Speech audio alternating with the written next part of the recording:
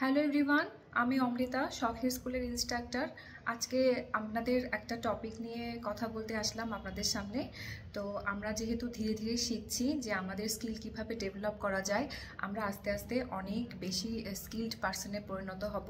তো এই জন্য আমাদেরকে কিন্তু একটা জিনিস খুব সুন্দর করে শিখতে হবে, সেটা হচ্ছে পাবলিক স্পিকিং। পাবলিক স্পিকিংটা আমাদের সব জীবনের সবচাইতে বেশি কাজে লাগে। যদি আমরা তো অনেকে অনেক কিছু জানি, কিন্তু সেটা যদি আমরা প্রকাশ না করতে পারি, এমনকি একটা ডক্টরের চেম্বারে গিয়েও যদি আমরা ঠিকমতো বলতে না পারি যে আমাদের অসুবিধাটা কি হয়েছে, ডাক্তারকে আমাদেরকে ঠিকমতো চিকিৎসা দিতে পারবেন, কিংবা কোনো আমাদের সমস্যার কথা যদি আমরা ঠিকমতো একদম মানুষকে গুছিয়ে না বলতে পারি, তাহলে কি সেটা সমাধান হবে? এই জন্য আমাদেরকে সুন্দর করে গুছিয়ে কথা বলা শিখতে হবে। ছোটবেলা থেকে আমরা ইংলিশ পড়ি, কিন্তু আমাদের এখনও কিন্তু পাবলিক স্পিকিংয়ের সমস্যা। আমরা ইংলিশে কথা বলতে ভয় পাই, কিন্তু যখন আমরা এই যে আমাদের যে চেনা গণ্ডি, এখান থেকে যখন আমরা বাইরে যাব, তখন কিন্তু আমাদের প্রধান হাতিয়ার হবে হচ্ছে ইংলিশ। তো এই ইংলিশ যেহেতু একটা ইংরেজি ভাষা, যেহেতু একটা বিদেশি ভাষা, তো এইটাতে কিন্তু আমাদের সহজে আপনার স্কিল ডেভেলপ হবে না। এটা হচ্ছে আপনাদেরকে প্র্যাকটিস করতে হবে, যেটা আমি আমার নিজের জীবনে দেখেছিলাম।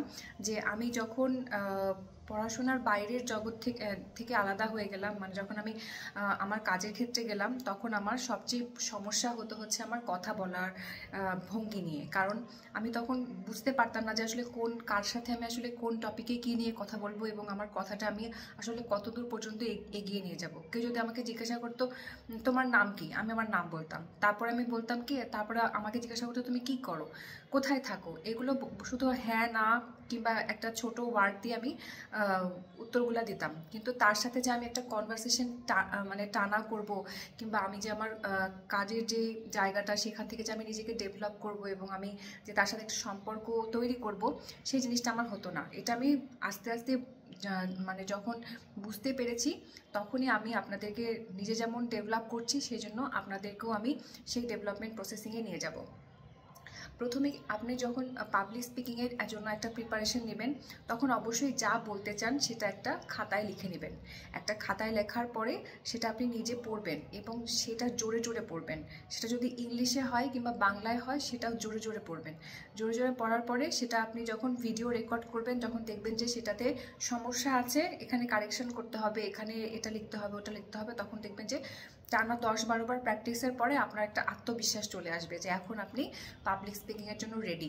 এই জন্য তারপরে আপনি যদি ইংলিশে একদম মাস্টার হতে চান, ইংলিশে পাবলিক স্পিকিংয়ে একদম যে খুবই একদম এক্সিলেন্ট হতে চান, তখন আপনি টানা 20 দিন অথবা 1 মাস শুধুমাত্র 20 আপনার মিনিট করে নিজেকে দিবেন, এবং একটা পাবলিক স্পিকারের কথা শুনবেন, এবং সেই পাবলিক স্পিকারকে নকল করবেন। পাবলিক স্পিকার যেভাবে কথা বলে, আপনিও যেভাবে কথা বলবেন আয়নার সামনে দাঁড়িয়ে। সে কীভাবে হাত নাড়ায়, আপনিও সেভাবে হাত নাড়াবেন। কারণ বডি ল্যাঙ্গুয়েজটা অনেক বেশি ইম্পর্ট্যান্ট।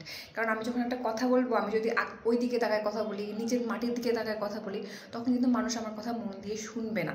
এই জন্য একটা পাবলিক কানেকশান একটা রাখতে হবে, আই কন্ট্যাক্ট ঠিক রাখতে হবে, এবং আমরা যে কথাটা বলছি সেটা যেন মিনিংফুল হয়, সেটা যেন ফ্রুটফুল হয়, আমাদের কনভারসেশনটা যেন আমাদের যে উদ্দেশ্যে করা সেটা যেন সফল হয়।